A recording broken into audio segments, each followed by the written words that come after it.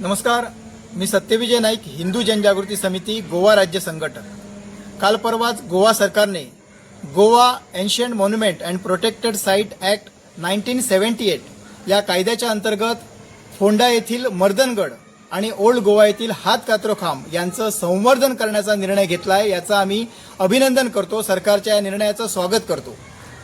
Old Goa येथील हातकातरो खांब याचं संवर्धन व्हावं यासाठी गोव्यातील विविध हिंदुत्वनिष्ठ संघटना, हिंदू जनजागृती समिती या सर्वजण एकत्र येऊन सरकारकडे अनेक वेळा विनंती करत होते, आंदोलनं करत होते की या हातकातरो खांबाचं संवर्धन होणं आवश्यक आहे।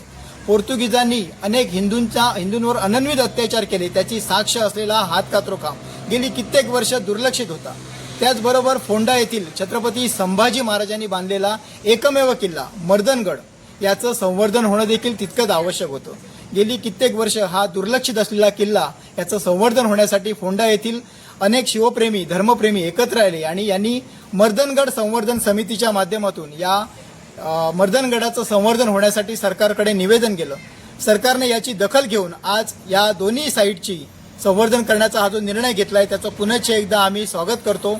याचबरोबर आम्ही सरकारकडे मागणी करतो की ओल्ड गोवा येथील हातकातरो खांब या हातकातरो खांबाकडे एक कायमस्वरूपी फलक लावण्यात यावा, ज्या ठिकाणी या हातकातरो खांबाचा संपूर्ण इतिहास त्या ठिकाणी लिहिला जावा। त्याचबरोबर पाठ्यपुस्तकांमधून या हातकातरो खांबाचा इतिहास शिकवला जावा।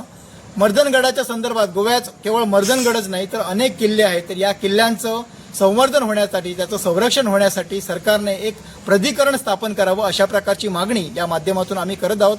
पुनश्च एकदा गोवा सरकारचे आम्ही अभिनंदन करतो की त्यांनी या दोन्ही साईटचं संवर्धन करण्याचा हा जो निर्णय घेतलेला आहे त्याचा आम्ही स्वागत करतो। नमस्कार, धन्यवाद।